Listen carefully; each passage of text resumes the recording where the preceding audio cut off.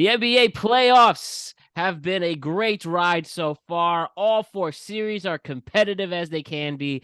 So let's check in and talk about it, and let's see where this is going. The crew here tonight is Fresh Faces, Alex Young and Hayden Nowther. Hello, gentlemen. What's up? What's up? Hello. What's up? All right. So pretty like I said, all these series so far have been as good as it can get. We've had some overtime matches, some buzzer beaters, close to buzzer beaters, blowouts, and all of that in between. So the first series we want to hit on right off the bat, and by the way, as we are recording this, the Knicks and Heat Game 4 is in session, and it should end by time we start talking about them on this pod, and then the Lakers-Warriors are playing the night we are recording this, so we'll give our insight for that series and beyond with Game 4 being played tonight. But one thing we can talk about, and we could kick it off with, is the Celtics and Sixers are tied at 2 apiece. Game 5 coming from Boston tomorrow night, or the day of this release. So the big person making an impact in the Celtics and Sixers series right now for the Sixers is James Harden. James Harden has carried this team. Bach said you saw it first. You saw Game 1 James Harden. And we've also had people say he isn't that guy, but so far when the Sixers win, it's usually because of James Harden. And of course that could have changed. In Game 4, the Celtics were literally a second away from winning that game if Marcus Smart's 3 was made just a few seconds earlier. But right now, 2-2 is the series. And why don't we first talk about James Harden in this, then we can hit on the Celtics coaching. But is James Harden going to keep carrying this team on his back? I'm going to say yes, but I wouldn't expect more 40-point performances from him. I think he has the confidence now, but we also saw 2 games before that he struggled immensely. But I think having him have the confidence in his game and taking some of the pressure off Joel Embiid, I think it's massive. But he's going to have to continue to be aggressive. And it's great to see that Joel Embiid seems to not be angry or not motivated that Harden's taken a lot of his shots away. But Harden's been efficient. He's been great. He's been surprising. I don't think any of us expected this from him. But I'm gonna say yeah. He has the confidence, and I know we talked about he has to prove it because we've seen him fall away in big moments. Series tied 2-2. Next game is pretty big for them. So I hope that James Harden shows up, and I think he will. Yeah, I mean, I'm gonna go off what Alex said. I kind of agree with what Alex said a little bit, but that being said, I think this is all about Harden and Embiid stepping up. Those 2 guys need to step up to cement their legacies. Doc Rivers' career, in my opinion, is hinging on this series. If they lose this series, I believe they're going to move on from Doc Rivers. I agree. They can't keep getting to the second round every year and then just falling at the flat point. There needs to be a certain ceiling they reach before they move on from Doc Rivers. I want to say it's been 5 or 6 years and they haven't made it past the second round.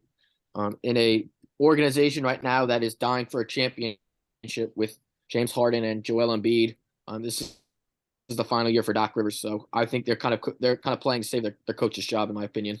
So we'll see about this. I personally have said it. I think this is the year the Sixers come out of it. I do believe they're going to win this series in 7. Although I think Boston's deeper, I feel like the Sixers have more to prove with an aging coach and not coming off of finals appearances. So there's more urgency in terms of Philly. So I believe this is the year, and this is the series that James Harden shows that he's an elite player, and Joel Embiid finally cements his legacy as one of the greatest centers the game has ever seen since Shaq and overall in general. I have no more belief in Harden than I did in Game 1. Yeah, he came up big this game, but he was a pumpkin for the previous 2. I have the Harden thing is kind of similar to. I'm sure we'll bring it up when we talk about the Lakers. It's kind of like the Anthony Davis thing. There's no consistency there. So, and also he has a decades-long track record of just sucking. And he looks like this isn't the Harden from like his Houston days. His first round in Houston. I think he's going back this offseason. We'll talk about that later. He just doesn't have the same lift anymore. And I think more of it is the Celtics kind of shoot themselves on the foot than it is, the Sixers are going to win, because it's going to come down to can Doc and Harden choke away this game harder than Joe Mazzulla can fuck it up as a interim coach, basically. Like, because he's like, we talked about this. I think we talked about this when we did our player preview. We talked about how Joe Mazzulla as a coach started really good, and then he's definitely had a lot of shaky moments. Certainly not calling that timeout when you had, I think he had two, you said, right? Yeah, two. Yeah, two timeouts at the two. end of the fourth and at the end of overtime, and did not use any of them. Like, even just to relax your guys for a second, to be like, either you don't have a play, just like take a breath, relax. Yep. Like just little things, or even to give him a breather. Like, so you don't want to get him that heads up, like, oh, we're scrambling. You got at least a baseline, because there was more than enough time. Especially in overtime. Before that last play, I would have called the timeout, for me personally, was when they were slowly bringing the ball up. Once I saw that they got it past half court, I'm calling timeout. I think there would have been like 8 seconds left. But the fact that Marcus Smart was just like, the reason I wouldn't have called the timeout would have been if you're bringing the ball up quick to try to get the 76ers off their setup. Right. And once they're set, it's too late. Then, once they're set, then you okay, timeout, let's regroup, let's see what they were going to try to throw at us. But the fact that he didn't call the timeout there after they just got to be able to get set up in their defense blew my mind. It really did. I was like, call the timeout now so that you have a set play and you're not trying to scramble now at the last second, because you guys let them get into their defensive set. It was a bizarre move. And this is not the first time we've seen Mazzulla do this. Yeah, which is why, like, it was like, it's very weird still. Like, I know this is kind of moot because he's in Houston. It's very weird that we still don't have a full story of what the hell happened with Ime, and that they moved on him for so fast. Yesterday like, to somebody. If you're gonna move on from him this fast, why haven't you told everybody what happened? And if you overreacted in the first place, why wouldn't you at least wait the season out before making Mazzulla the head coach permanently? Like, you kind of split the apple poorly. Like, you didn't get the potentially better coach, but you didn't tell us why you fucked around with the potentially better coach in the first place. Like, how did you end up with the worst of both situations? Now, granted, a lot of this is going to depend on, how they go out, because they're going to have an issue in the offseason with Jaylen Brown. He doesn't feel respected. Houston's going to throw the book at him. Maybe they find a way to get him to Brooklyn, like they always rumored him to be. Yeah, it's like, it's not, they got a lot. Also, can we talk about the fact that Al Horford has been doing this defense on like these like superstar guys for like a fucking decade now? Like, like it was off Al Horford. It was like him and Marc Gasol were the guys who were like the Embiid and the Giannis stoppers like 5 years ago. And he's still doing this stuff. The guy's like 40 years old.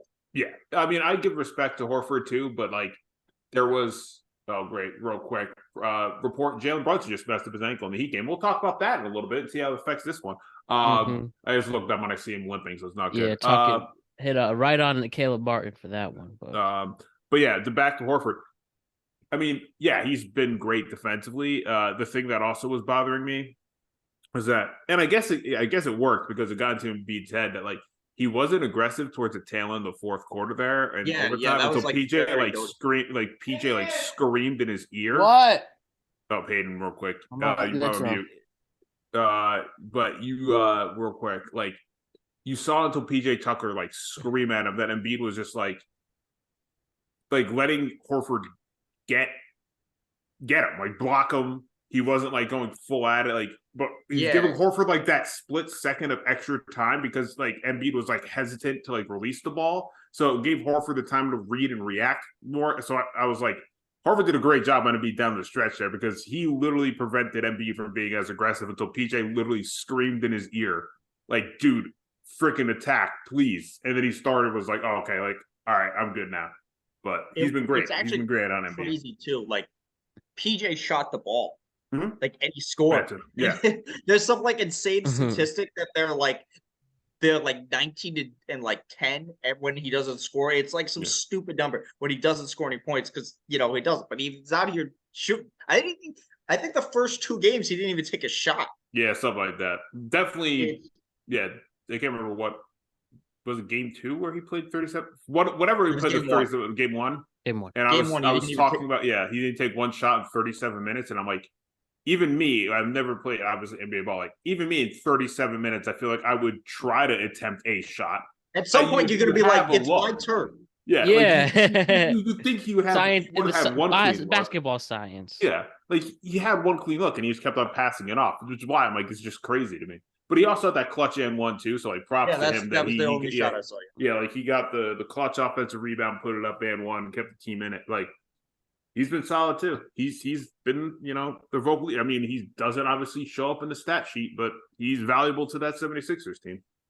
And they got to get Jason Tatum going because he's had a couple games where he's been bad. Like game. What was it? Which game did he foul trouble? Was that 3? Game 3, he was in foul trouble. Yeah. He had like 2 points, and then he only had like 2 points in the first half of this game. Like they got to figure out how to get him.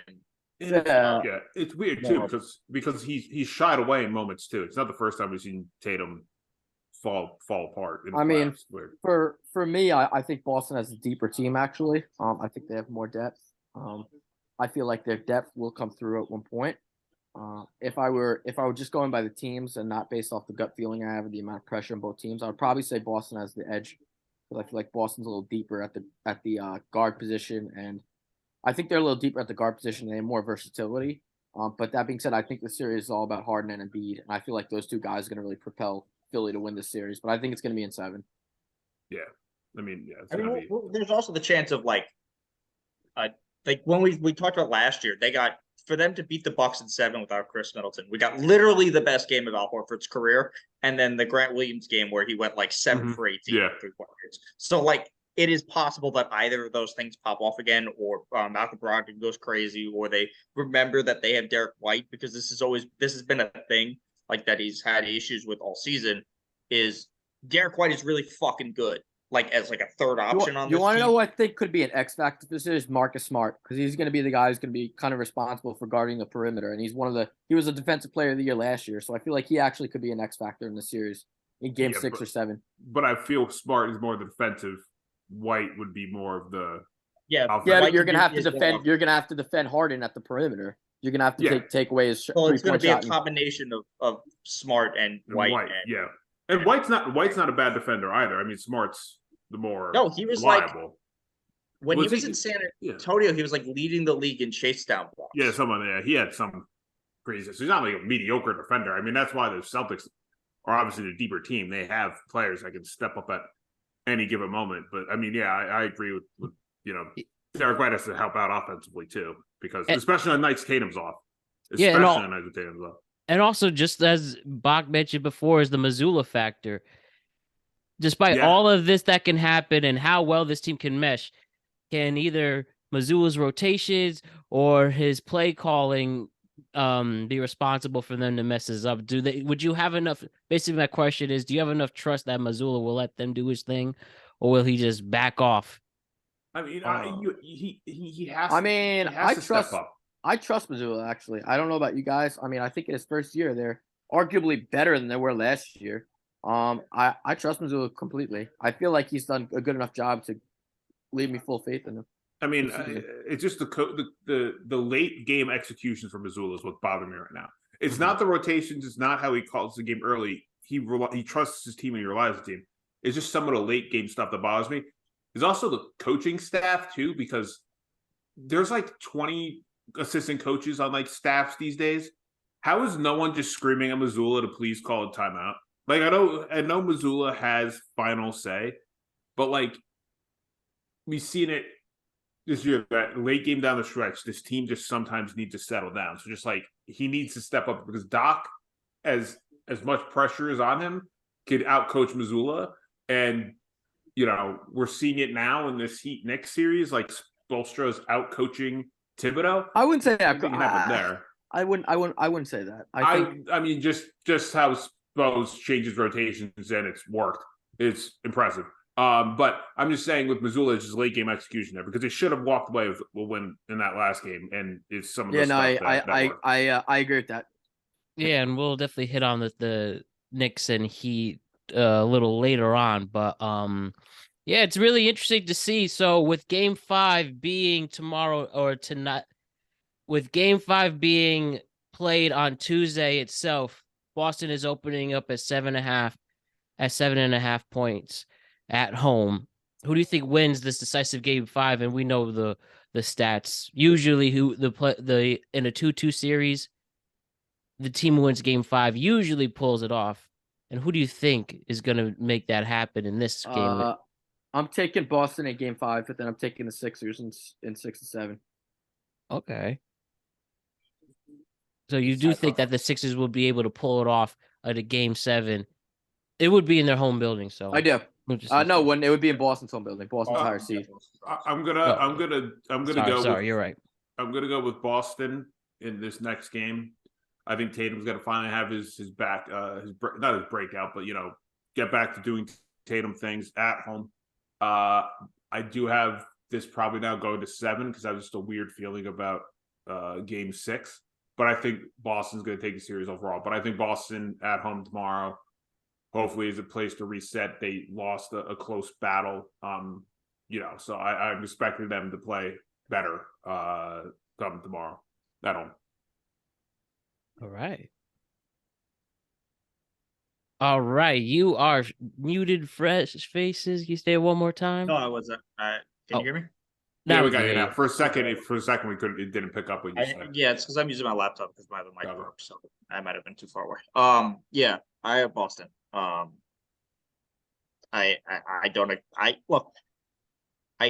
This playoffs, the two things we're gonna get out of this, the whole run is injuries and then inconsistencies, because that's really like what it is. It's like when we talked about, especially if the Lakers keep winning, it's gonna be despite the fact that like LeBron and AD like literally just suck every other game, which has happened. Like it's happened before. In 2013 in that NBA Finals, there was like every other game, either Manu or Dwayne Wade was dog shit. Yeah, it was weird. And that just was the whole finals. Like whichever them wasn't dog shit, that team won. Like that's basically what the other takeaway from this is. And it's going to be definitely a lot of fun to see. And I want to talk about the Suns and the Nuggets. That's fun to see. Nuggets were up 2-0. Suns win the next 2 at home.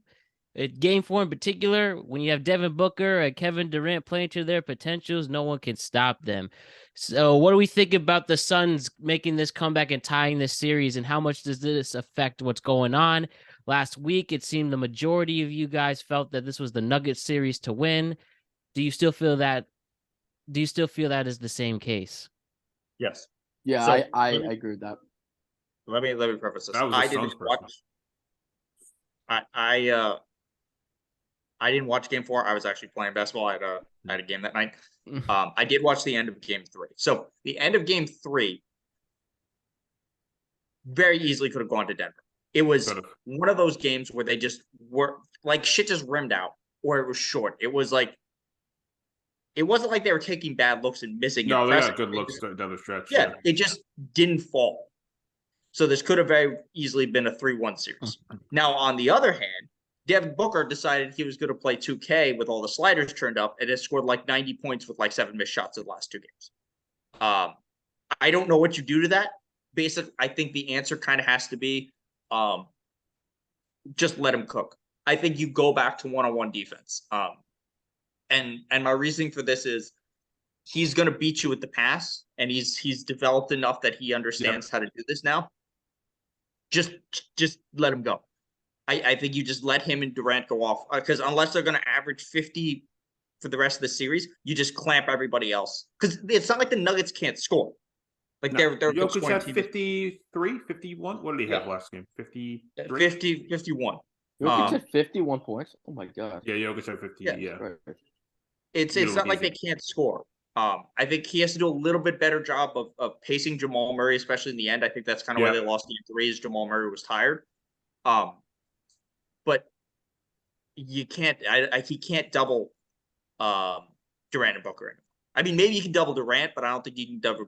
You can't double. You got it. You got to double at least one of them. You got to double Durant. Durant's the best player on the planet. If you don't double Durant, he's going to go for 50. Yeah, but the problem is you double. Yeah, that's the thing. You have to pick your. They didn't lose that game just because Booker. No. Yeah, they lost the game because Shamet broke free for like a dozen points in the fourth quarter. Yeah. Shamet sucks. Yeah, Shamet's been not great. He finally had a great game. If you don't leave him that open, he's not going to do that type. So I think you live with getting killed by Booker and Durant, who like you're not going to stop them. You just got to mitigate them. And contain them. Like if the Suns. If that's your game plan, I understand it. But like, I mean, if let's say they both drop 40, I mean that's 80 points. You know. Okay, that's only 80 points. Still, that's okay, but like Denver can match that. Yeah. Like who are they ever going to match that with? With Jokic and who else? They're not matching. They don't have two guys like that. Murray is not on the same level as Durant or Booker. No, but he's been great this postseason. And you don't need to have it just two people to match the two of them. No. They have enough players where they can do it by committing. Yeah. And that's more likely to win. And you got to go out. I agree with you. Denver's a deeper team. I probably picked Denver to win the series to begin. And look, there's every single, you never know anytime on the court what you're going to get out of DeAndre Ayton. And I'm sure the next time they put Jack Lindell out there, Jokic is going to kill him again. Which, good for Jack Lindell. Playing big minutes, but like Ayton's not going to be on this team next year. Let's be very clear. I feel like DeAndre Ayton gets a little bit over criticized. Like he's a pretty good center. I mean, maybe he's not quite what he's hyped up to be, but like he's still pretty good. No, I feel like the criticism of him is a little unwarranted. I mean, I agree at times. There's moments that you see on the court that you're like, "What the hell are you doing, Ayton?" But I mean, that game 3 sequence. Yeah, the game 3 sequence where he's standing on the baseline, not going after boards. It's also hard to rate a prototypical center like that because prototypical centers are like almost extinct with the way the 3-point shooter. It's very hard. It's very hard to really look at one quite like that. Yeah, but with Chris Paul out, I think a lot of people were expecting Ayton to help on the back end offensively, and I know he has to go up against Jokic, and Jokic was all sorts of spectacular the other night. But you can't walk away. You can't walk away from that game 8 points, 8 rebounds. I know. Booker and Durant were unbelievable the other night too, but I feel like he has to step up here, and he hasn't. I think that's where he gets the criticism of you're going up against an all-time great in Jokic, and you should be stepping up on the stage. Not saying you have to drop 50, but double doubles or 15 and 10 or something. And it's not like he hasn't done it before. No, like exactly. He did it when they went to the finals a couple years ago. Yeah, Chris Paul granted, it was Jokic and it was like Jokic and like the four of us, but like. Yeah. But he's shown up where they needed a big game from him because someone was having an off night or someone was hurt, and we've seen him drop 25, 28, 30, have 15 boards. Like we've seen that happen, and with Chris Paul out, you would hope that he would kind of step up in the moment and. Yeah. And look, there's encouraging things in the Nuggets too. Michael Porter Jr. had a career high in assists. Michael Porter Jr. is underrated. He's actually a really good player. Yeah. I like Michael Porter Jr. Michael Porter Jr. is a goddamn black hole. At times. He can be. Yeah. Like he's got to really be like the evolutionary Serge Ibaka. Like the guy who He's never gonna. His handles aren't like he's too stiff to really be like the KD dude that they did. But there's no reason he can't be like a modern day Serge Ibaka where he's that backline defender coming in to help Aaron Gordon on the weak side because he's big a better shooter. He has a good shot. Yeah. So he could be that guy, but he's still a bad defender. Like but also just the Suns' point too, which I think we understand Booker's having an all-time great season, and it's been such a great duel between Booker and Jokic this series. But like what the Nuggets can look on it too is that like Booker is not going to shoot 70% every night. Yeah, fucking insane. He had 30. I'm looking at his stat: 36 points, missed 7 12 shots assists. last 2 games. He was 14 of 18 from the floor. Okay, like you're not. That's if he does that. Okay, freaking props to you. Like really, like that's unbelievable. But he is putting up like 2K numbers right now. So like the Nuggets kind of have that to fall back on. Going back home as well. That like, yeah, Booker's been unbelievable, but he's not going to shoot 70% for the rest of the series. Yeah, like, and if he does, like, you can't, like, this is not like, oh, we dropped this. You can't do anything about that. Like, exactly. That's what I'm saying. If he does that, props to him, and that's like everyone will speak like, okay, you're officially a top 10 player in the NBA, maybe even top 5 if you do something like that in the freaking postseason. Like, it'd be unbelievable. But like I said, we can't be yelling at the Nuggets if Booker's like finishing shooting 70% on the advantage of the Suns are, Chris Paul may come back. Mm-hmm. Granted, he's one of those other guys you don't know what you're going to get. Yeah, exactly. Yeah. But the fact that the injury already happened, and let's say they win Game 5, mm-hmm. they can sit him Game 6 for Game 7. Yeah, like you can give him that cushion. I think if you kind of have to. If you kind of have to force him back because you lose Game 5, then it might be a little bit of an issue. But Campaign kind of is a better option because he's at least going to shoot a little bit better. Because Chris Paul has looked bad sometimes. He's his mid range. He's not confident in his mid range. He's a distributor. He's not really that much of anything else. Yeah. So it's. Chris Paul has always given you a limited offensive presence. Yeah. He's one especially of the best, at this age too. He's one of the best passers of all time, but like there's only a certain ceiling you get with Chris Paul. Yeah, and especially at his age. But again, it's weird that the Nuggets, like we've seen Chris Paul hit so many mid-range shots, and then it's like the Nuggets are giving him that shot, and it's weird that he doesn't have confidence in it if the freaking Nuggets are giving him the shot. It was weird watching it against the Clippers. Game 1 against the Clippers, it was like really noticeable that he missed like 3 or 4 of them in Game 1, and it's like, wait, what the fuck is this? I don't think I've ever seen Chris Paul miss 3 or 4 mid-range jumpers like that. Yeah, no, he's definitely getting old, and his jump shot's kind of faded. Yeah, but it's crazy to us because you think, okay, like it's not like he was an unbelievable 3-point shooter. It's like, okay, you get older, you don't have the legs anymore. Like this dude, first piece was saying, it was like, I don't think I saw that guy ever miss 3 or 4 mid-range in a row. It would always be like 1, 2, okay, maybe a rim out, and then he would always hit like the third, and you're like, oh, okay, he's back, and then he just like boom, boom, boom, and now it's like he's just consistently missing mid-ranges, and the defenses are giving it to him, and I'm like, it just blows my mind at this point at his age. The defense is like, oh, what you used to kill us on? Yeah, we'll give it to you now. It's like crazy. Well, they do that. They do that for a lot of players. Some guys they just let shoot. Like they know Russell Westbrook can't shoot, so they're gonna.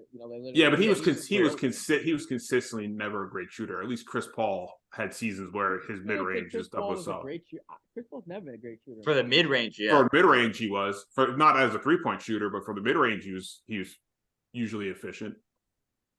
So. Oh, I realized I forgot my Philly point too. He's ruled out too for Game 5. They actually. He's gonna be out for. But it's just the fact that they extended the series. Like, let's be clear. I thought maybe it would get to a Game 5. I thought the Suns would win. I didn't expect it to go to at least a Game 6. I had Suns in 6 originally. Well, originally, yeah, but after watching the first 2 games, I did not. Oh yeah. But so there's that. Can I bring up my Philly point real quick, just because I realized I forgot it? Yeah. So very quickly on the Harden thing, I think he's not coming back, and I think, especially if they lose in this round, I think it's going to be a 3-team trade with Portland and Houston, and I think Houston's going to get rid of their young guys who they hate, like the Jalen Greens and some other combination of shit to Portland. Portland's going to send Damian Lillard to Philly, and Harden's going back to Houston. You really think that? Damian Lillard wants to stay in Portland for life. But Damian Lillard it's a good hypothetical idea, but Damian Lillard I think Damian Lillard has said numerous times he's a Portland Trailblazer for life. Yeah, but there has to come a point where Portland just says, I think it's more of a Yeah, like we love you, Portland but it's time. we're gonna hang your banner up. We're gonna build you a statue. Like, we get it. We love you. Yeah. You'll sign the 1-day contract so you can retire a Blazer. Yeah. But like, the ceiling is over for you. Like, please help the team by please play get a championship somewhere else and help us out. It's not like, I'm trying to think of like what level comparison of a player we could say that was beloved and then they moved them on for the better. That was a block. But I have no idea. It's like it's challenge that. That was terrible. Yeah. This next game is getting crazy down the stretch, but sure, and also just 2 more points. One, Jokic versus the Suns owner Ishiba. What do you think of that? Oh, that was ridiculous. He didn't mean that was a bad call, by the way. Oh, terrible! I'm watching the game right now. The game right now. It was a blocking foul. Why are they not challenging that? I don't understand. I don't understand. But all right, Matt. Sorry, real quick. We'll go to the Ishiba thing because I did want to dive into it, but I didn't know how much you wanted to dive into it, Matt. So, what was your question on Ishiba? I would say the Jokic versus Ishiba conflict we saw. Jokic is gonna get fined. Fucking bored. Sorry, they're gonna get fined $25,000. No suspension. Is there anything to make a big deal of it, or is it just a funny footnote in the series? From what I saw, it looked like a footnote. Because even Ishiba's he's like, don't suspend him. Yeah, that was completely incidental. Like, not even a question. But I think the fact that Ishiba came out and said don't suspend him, I think that helped them. But I think it was also just a weird incidental thing. And I don't think the league was gonna suspend you. Because if you watch it, it's like, yeah, okay, but it wasn't like he knew it was Ishiba and was like, I'm just gonna check you. It was just kind of like he was just frustrated trying to get the ball, and it was an incidental thing. And then the tweet came out and was like, all right, it's just what it is. But going forward, I'm gonna be interested to see if there's anything like that again, which I don't like now, but for someone that's not a Jokic level player. If there's ever an incident between a fan and a player, if that player ends up getting suspended or I think it also depends on the incident.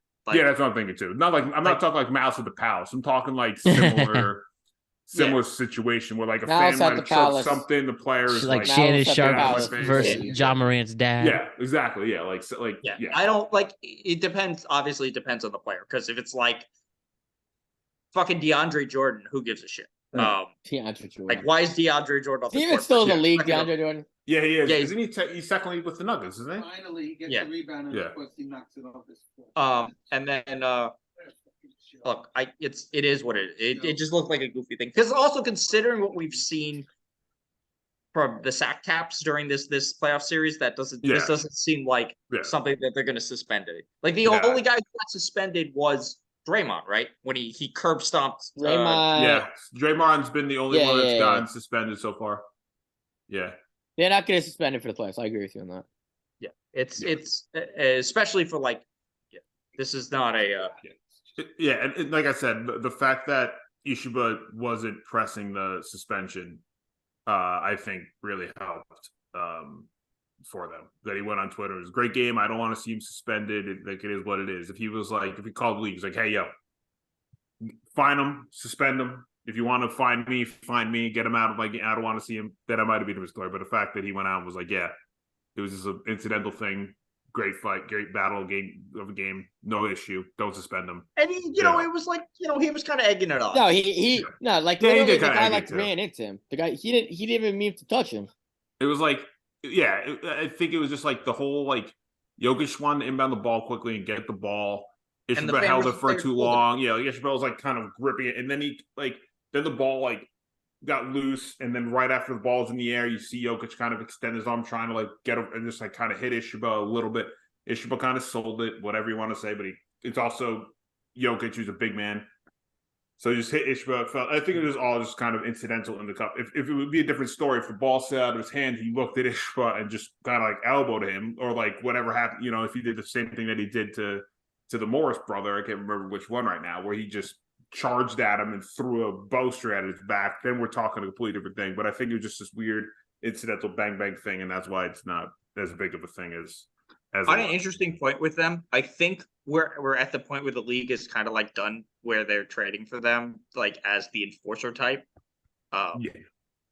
Which I'm happy because like I don't think there's been anybody who's had a tough guy persona who shit their beds as publicly as they have. Like for like the league itself. No. Like like the Morse twins in the game 7 against the Nuggets in the bubble. That was like some of the most I'm afraid of the moment basketball. Like no. The most I ever saw was Game 7 when the Houston Rockets won 65 games and they went like 0 for like 29. No, that was just bad luck. Like, that was not bad luck. They shit the bed in that game. That was not bad. Yeah, but like it's very rare that you see a player who has the at least the persona that the Morrises do that. Yeah, the old enforcer thing, and then shy away. Yeah. I mean, how Dylan Brooks didn't perform well and he talked a lot of smack, but again, he tried to back tough at least, but he just is bad. Backfired. He's also just bad. And the final play with Suns and Nuggets, Game 5 from Denver. Nuggets are 5.5-point favorites. Just where do we see this going, and what momentum will it bring for the rest of the series? I have the Nuggets winning this game. I have them going up for 2. Yeah, I'm going to have Denver here. I think Phoenix is going to win in 7 now. My pick was 6, but just the way the team's shape was, I think it's just going to be a battle towards the stretch. But I think Jokic, now after dropping 50, is going to look to attack. But at the same time, I think he's going to try to balance the game out. Because sometimes when he has the high-scoring games, for whatever reason, the team doesn't succeed well. I don't know if you guys have noticed that. Because the team doesn't really have, creators. Yeah. Like exactly. That's the other weakness of the team. Like Jamal Murray can score by himself. Like Aaron Gordon can, and Michael Porter Jr. can score, and Aaron Gordon kind of, but they can't really create for anybody else. Yeah. Back to the Knicks game. Minute left in the Knicks game. We're gonna talk about they can't get a fucking rebound in there. Yeah, and that's we're gonna talk about that. But yeah, and that's why Monte Morris was really good for the Nuggets because he could create. Yeah, Like that's why I think they need to get somebody like Jimmy. Like you need that other guy to create because Jokic has shot over 50% from every game since December. Yeah, like he can take 10 shots. He'll have 20 points. He'll have 10 rebounds and 50 assists. He doesn't give a shit. But they need a guy who can break down a defense besides him. So when he's going off, you're right. They don't really have it. Yeah, and I think that's something to look out for. Like I said, I'm not expecting Jokic to go for 50, but if he has a 30-point triple-double, I think the Nuggets are going to be in a good standing. I think that's what they kind of need him to do, but everyone else in the offense has to step up here. I mean, it's also the same thing. Phoenix is kind of similar stable. You can just let one-on-one guard him. Yeah. And then just try to close everybody else off. Because even if one or two guys gives you 40, you still have a good chance of winning because it's more of a team effort. It's basically which team lets their superstar go more superstar. Yeah. And I also believe that Devin Booker is going to miss more shots in his next game than he has in the last 2. I can see that, yeah. If he doesn't, we're going to have a nice conversation on why he's an unbelievable greatest superstar shooting guard of this generation. The greatest shooting percentage postseason player Devin I've ever Booker? Seen. Are you talking about Devin Booker? If Devin Booker ends the postseason freaking shooting 70% from the floor and 55% from 3, people are going to be talking oh my God, this is one of the best postseason runs we've ever seen. Yeah. And imagine, and I feel you have to win the title at that point to complete that. You got to complete it, yeah. But I mean, people would still talk about it individually if he finished with some crazy shooting percentage. It'd be a 50, 40, 90, but the postseason. That's impossible for the season, but if he does something like that in the postseason, but higher percentages, everyone will be oh my God, this is insane. Insane indeed, guys. And the next matchup, we're going to wait for the Lakers. We're going to wait for the Knicks and Heat to be official. There's still 40 seconds to go, but to move on and keep it moving. We'll focus on Lakers and Warriors right now. Lakers are up 2-1. Game 4 is being played as we speak. We have seen AD's impact when things work out. We've seen LeBron's impact, but we also seen the Warriors with their pedigree before, and they are one hard team to beat. And you know what they say, You want to be the man, you got to beat the man. With the Lakers up at this moment and anything can change, what can the Lakers do? Well, first things first, actually, let me change my point real quick. Game 4 itself. We'll talk about what we're thinking at the moment in real time. Scott Forster is reffing. Some people actually think that is a factor with his history with LeBron. I don't know if you want to put that into effect or not, but we'll just say sure for it. But with Game 4 in this crucial game, by the end of it, where do we see this going? If the Lakers win this game, where's this series going to go if they are up 3-1 going back to San Francisco, or if the Warriors tie, where do we see this going? Very interesting series so far, for sure. Yeah. What do we see happening? I'll give some insight on that. I mean, to be honest with you, I'm just shocked by how much the Lakers size has really overwhelmed the Warriors. I honestly did not expect that. I thought the Warriors going to the series would win the series in 6 games. I did not expect the Lakers to have a 2-1 lead right now. Anthony Davis really has been, when he's not in the ambulance, which is half the time he's ever on the court. He's been pretty dominant all series. Their size, their length, has really, I honestly think, kind of surprised the Warriors. Austin Reeves has played good on the wing. Hachimura's looked okay. They got Anthony Davis has been a beast down low, and they kind of have shocked. I feel like the Warriors are almost shell shocked by the amount of size and physicality the Lakers are playing with right now. I don't necessarily think they're used to that. They were not used to that from the last series when they played Sacramento.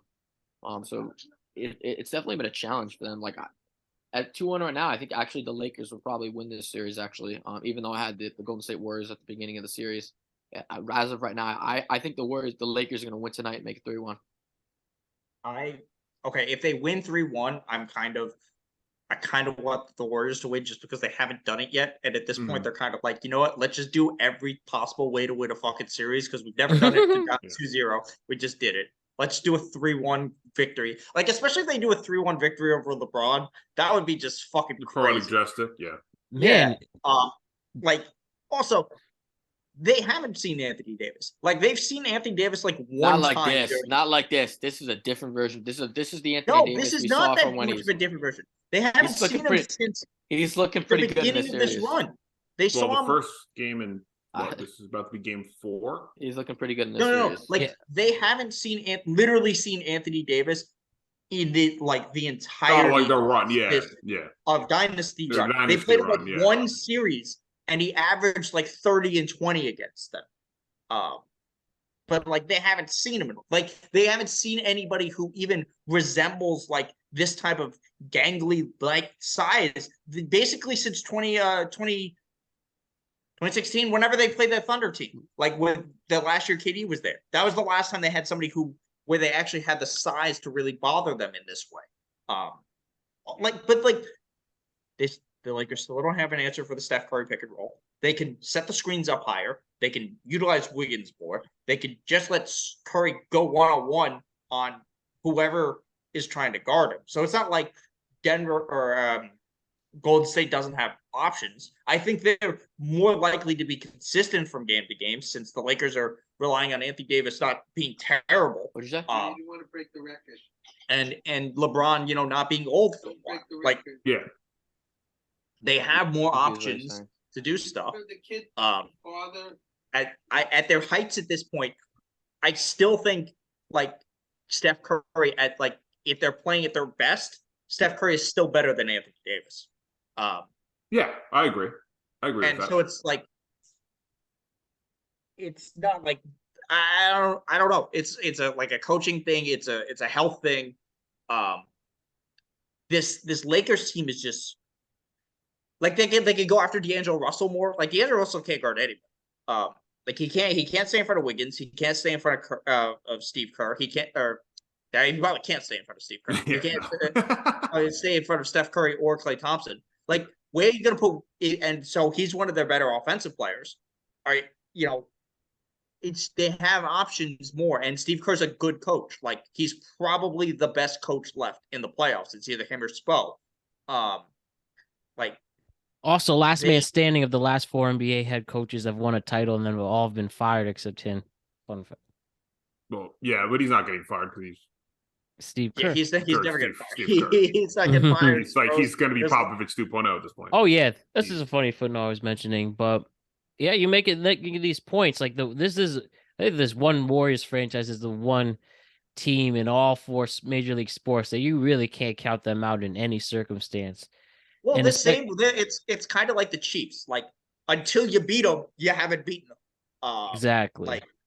Like until you prove it, you got to do it. Like I thought the Kings might, the Kings had a shot, and Steph Curry said, "You know what? I feel like I'm going to do an all-time historic performance and just blow your ass out." Like, until it's hard to bet against a team that we literally have not seen lose in this conference in a decade. It just is. If they're down 3-1, that's a totally different story. Yeah, but yeah. I mean, this game's crucial, right? But I agree with the AD thing. I was going to say, I think this has to be the AD game. Like, I know he's been pretty solid, but he's also at the hard moment where he had a great game, then not a great game, and then a really solid game. So I think we need a consistent one here. And the other thing is, even if he plays like his ass off and he just goes ballistic and they win this game, he can suck the next game. He has that cushion to suck. Yeah. That's what I'm saying. Yeah, but it's like they have the cushion, they have the window, right? But it's like he can't come out tonight and have like 12 points, 8 rebounds, and let the Warriors get back into the series. If he goes off, you gotta have then LeBron has 20 or whatever. Yeah. Like you got to put your foot on. You got to keep your foot on their neck. Like this is the foot on the neck. Exactly. Like even like I don't. And same thing. We could talk about LeBron the same way with AD. It's like we haven't seen like a vintage LeBron playoff. We're not going to see a vintage. And LeBron. I don't know if we will. I think it's not even that he's just old. He's hurt. Like he's legitimately hurt. He's but it's like I think for like LeBron, for what the Lakers need from him, they need like 25, 28. They need AD to have like 20, like close to 30. Like they need LeBron. I'm not saying like LeBron vintage, like, oh, I'm taking over 45. I'm just saying like a little bit more. I think he didn't even shoot in the whole first quarter of the last game. Like he has to be a little more aggressive coming out in this one. I think they're going to come out and try to blow this game open. Especially like if they win this game, they need like a solid Anthony Davis game, and I think LeBron is going to pace himself for like one stupid good quarter to try to put it away. Yeah, like that's all he's got left in this series. He just needs one stupid good quarter. Because that's what he did pretty much in the last game. Is like he gave you like 21 points, but it was like when it was needed. Like he just started getting buckets when the team needed it. He started being more aggressive. I think the Lakers should come out aggressive tonight, knowing they have a tremendous opportunity in front of them. And it's also like insane about how like the outlook on this team look, because the young guys are doing good. Roy Hachimura is doing really well this playoffs. A lot better than what a lot of people thought. I mean, like a lot of people were questioning that acquisition for a little bit, and everyone's loving it right now. Next year, they have the options of letting these guys cook. They can play Mo Bamba to let Anthony Davis rest some games. They can rest LeBron a little bit more because they have like the offensive guys. They have the dudes to do it. Like it's a total different turnaround from where they were like 4 months ago. What do you guys think about Jared Vanderbilt? He's been pretty good on the defensive end of the ball. He's been pretty good actually. I mean, surprised me a lot. I mean, most of the Pelinka acquisitions at the deadline have surprised me in a way that they've fit on this team. Vanderbilt being one of them. Like I was. That addition to me gave them some more defensive depth that I think the team desperately needed. And Vanderbilt can score at times too. To me, the person that's shocked me most has been Hachimura. I mean, you look at that trade he was given up for literally like two second round picks. This dude's had multiple games. Yeah, pretty much, where he's come up massive for this Lakers squad. As a bench how score. Bad Washington is. Exactly. And you can look at that move right now, and that's why the Wizards are looking for a new GM and president right now. Because of, oh my God, this guy's actually developing in a Lakers system. This is shocking. I mean, and Rio has also mentioned how much LeBron has cared for him and taken him under his wing since he's gotten there, and I think that helps. And because LeBron knows that like you need that like exactly. early wing guy to deal with like the Kawhis and Paul George. And that's realistically what Rui could be. Yeah. And like I think it's all worked out where they all gelled, right? Like I think like Ryu was talking about how like AD and LeBron always joke at him about like his weak dunk package, and they always like mess with him in practice. And then like they kind of like bonded really well. And it looks like now he sees like he has the confidence in the team to like go out and score. Like LeBron's said, like I've been working on getting his confidence up, and it's worked in this series. And that's what I'm saying. I think he's a key in this series and in going forward for them. But like I said, most of these acquisitions have really been helping. I think a lot of us weren't expecting Lakers to be this solid going into the postseason, if not even making the postseason. And now they're technically a championship contending team with a huge opportunity tonight. Couldn't say it any better, Alex. And with that, let's talk about our final series right now: the Miami Heat and the New York Knicks. The Heat win Game 4 by a score of 109-101. Game 5 Wednesday night in Madison Square Garden. First question I'll ask: is that the night when the series is going to end? No. I think they're going to win Game 5 and lose Game 6. I agree. I agree with Hayden. And I'm not trying to have Nick bias here. They played better at home than they're technically a better road team, but lately better at home in the playoffs. Yeah, they've been better at home in the playoffs. I will say it's shocking how much they've been out rebounded, out hustled. Yeah, and I forgot. I should take just a the picture fact of Miami honestly played much harder, and they've been the better team all series. They deserve to win the series over the Knicks, and it's very frustrating because, in my opinion, the Knicks have a little bit more talent. And the defensive mentality of the Miami Heat really clamped down on the Knicks offensively. The Knicks haven't been able to get anything off the ball, off the dribble. And hold on, let me dump some cold water on you Knicks guys. This should have been a sweep. The only reason this series wasn't a sweep is Jimmy Butler got hurt in Game 2, and you got lucky. That game was looking bad too, and pretty much this series has looked pretty bad. Like I said before, Spells has his guys playing out very hard right now, but it's frustrating to watch the rebounds from Game 1 to now. Like this team, and especially like considering that's what won you the last series was the fact that. But like they're just. Can someone lower that TV in the background? I think it might be Hayden. But like it's TV. Yeah, just lower the TV a little bit. They're the better team, and look, Julius Randle's not good again in the playoffs. Yeah, that too. Slow the TV a little bit. We talked about this when we were doing the preview for this, and we were talking about like the difference between him and Donovan Mitchell. And I said I've seen Donovan Mitchell win a playoff series. I still stand by that because it's still a thing that happened. We have yet to see Julius Randle not be a pumpkin, which like he's a good regular season player, but it's harder when your diet consists of difficult shots and bully ball, and you're not a good defender.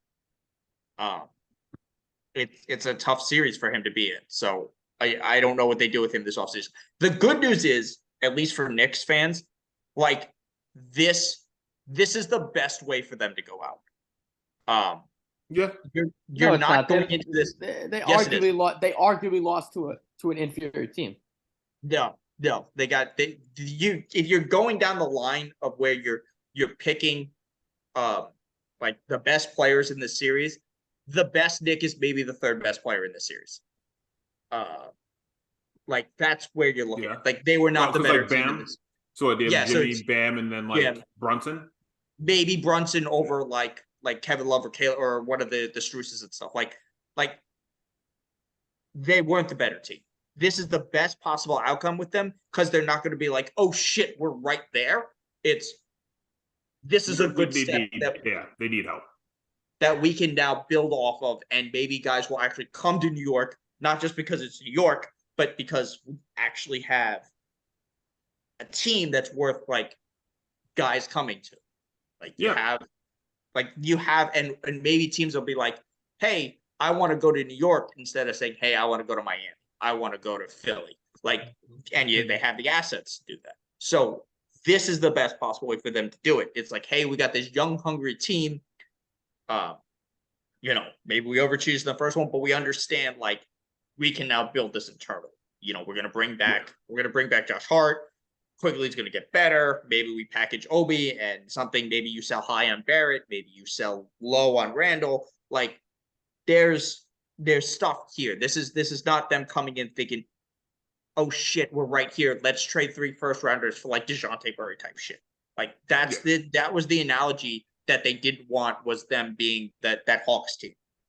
And they're not. Like this is the best Knicks team in like a decade, but you like don't fuck it up by trying to go all in when you're not one piece away. I mean, unless you like you have to land a superstar. Like you have to get like a KD away or something, like bullshit like that. Which you're not gonna get like no. Like, and that's like frustrated Luka in Dallas going to reunite. Luka's not going to leave this year. He's going to leave next year. Yeah. Although they're talking about potentially getting Middleton and Nate.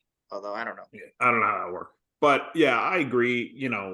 We knew how this Heat team is, and I know like yes, they have like 7 undrafted players, but they always play everyone extremely tough. They hustle. Spo has them just coached so well. But that's the thing about me is the rebounding. If they crash the boards as hard as Miami did and had a good rebound battle, they would have opportunity series. But I agree in terms of this is the best thing, because getting to the Eastern Conference Finals with this team, I think the Knicks would think they're a lot closer when there has been a lot of breaks in this playoffs. This is the Bucks flukiest or whoever. This is the flukiest playoff since 2015. Yeah, I agree. Like the Knicks not having to face a Bucks or a 76ers or Boston or whoever right away. Like, they've gotten pretty lucky. But no, I think Randall, this was his postseason to kind of prove to be the second guy. And it's looking right now that he's like the third guy on a good team. I would trust. And his attitude Randall, keeps getting worse and worse and worse. And what I've talked about with you in the regular season. Exactly. With his attitude problems. And it's a black cloud.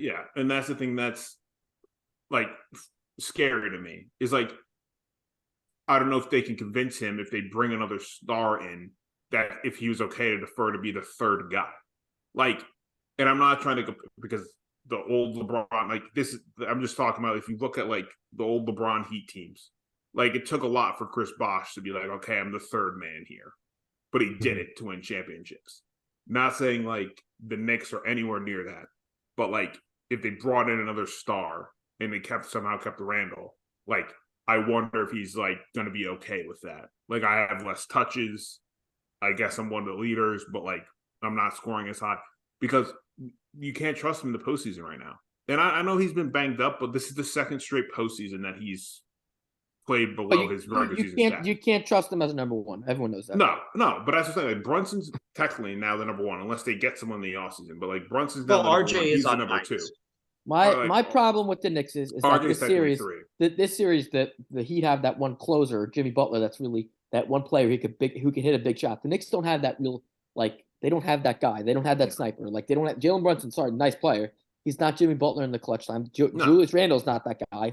Like, all these teams have that guy. The Knicks don't. Like, and that's why they're not going to go to probably the Eastern Conference Finals. They don't have that. They don't have someone. They don't have someone that they consistently look at. Like we saw, and I know, like Sacramento got eliminated, but they knew every fourth quarter, get De'Aaron Fox the ball.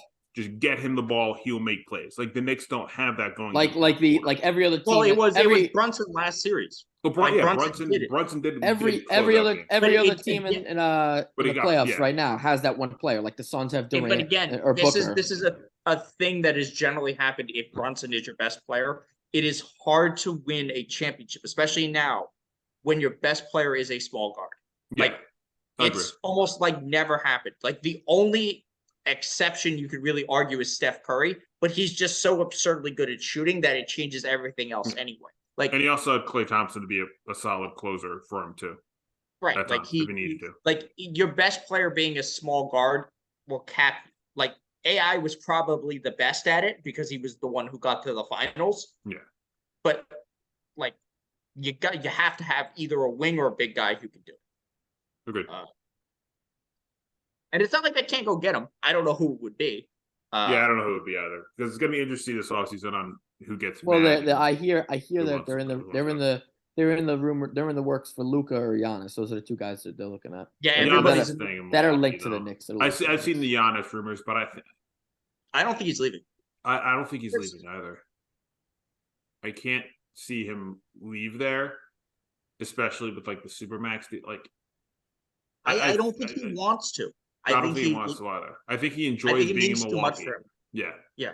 At this point, like, if he was especially gonna after leave, winning the title. Yeah. If he was going to leave, it would have happened already. Yeah. And exactly. It should have been Dallas. It fucking should have been Dallas just because. God, I would love to have seen him with Luka.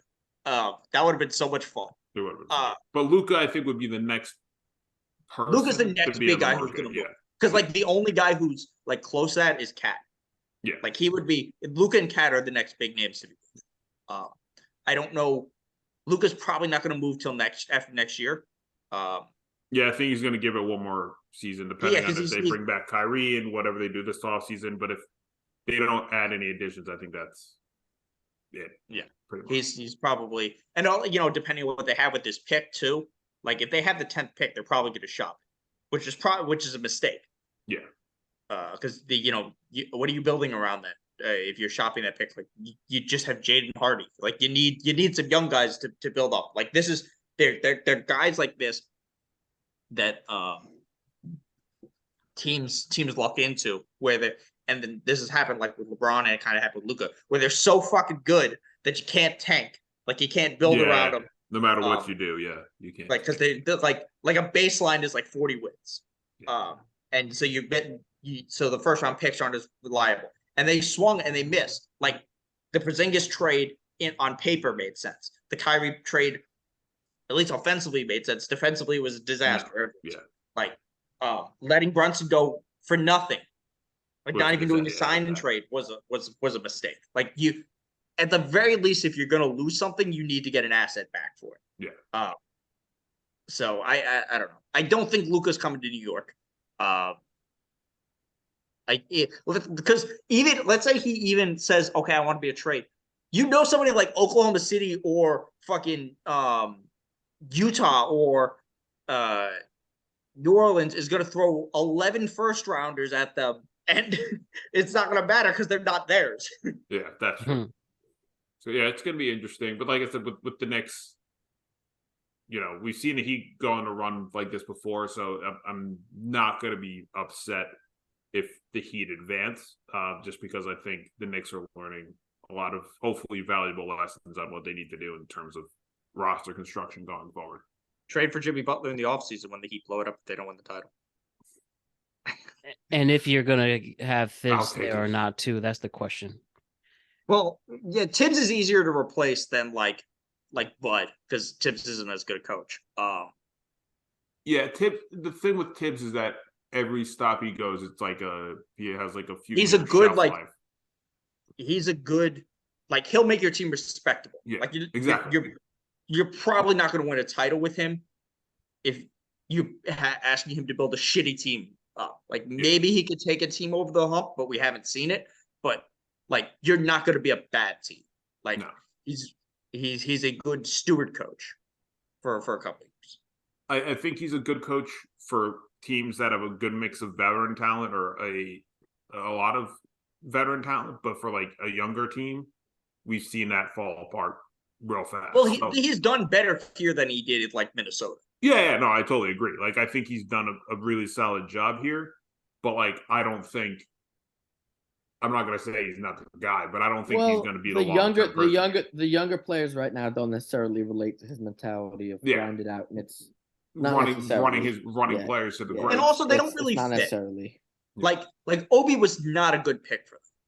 Like that too. Like he was not the right pick. No. They blew 3 number 8 picks, 2 of which probably shouldn't be in the league anymore, but one of them is like still there hanging around because actually I think they both are. Frank's still in the league, right? He's in Dallas. Keno was with Dallas last season, yeah. Yeah, so like you fucked that one up. Yeah. You Kevin Knox fucked still like Kevin Knox was he was with Atlanta or Detroit? Detroit. He's in Detroit, I think. Now he's in Detroit. The Knox trade was the Knox pick is indefensible. Yeah, like real bad. Yeah, Mike. Was that the year Michael Porter? That was the Michael. That was the pick. That was like that will always be like. I mean, Michael Porter landed in the perfect spot for him. He did, but like that was a Knicks pick all over. The Obi pick. Like I think Obi was taken kind of because they fucked up. They didn't end up with Donovan Mitchell, and it was like, oh, this is like a New York guy. Like we got to get this New York guy. Yeah. I think they thought he was the best guy on the board at the time. New York guy, good story, wanted to be a Knick. I think that's why they took the chance. Uber athletic, but with Tibbs running Randall to the ground, Obi didn't really get a lot of minutes to develop. He's had flashes, but like he hasn't gotten consistent enough minutes to be like a guy that you took or a rotation guy that you can trust and like just give you spot minutes. Yeah, like because you don't really know. And the problem is he's older. Like he played 4 years of college ball. I think he's like 25 right now. Yeah. So it's not sure. Like kind of like Chris Duarte, who was like really good when he started, and then he's now like an average dude. Like they don't have like they're good for like they're good if you're like the 20th pick and you're like a playoff caliber team. Like he was a developmental guy that they kind of didn't do. Also, like I don't know who are you gonna fucking get for him?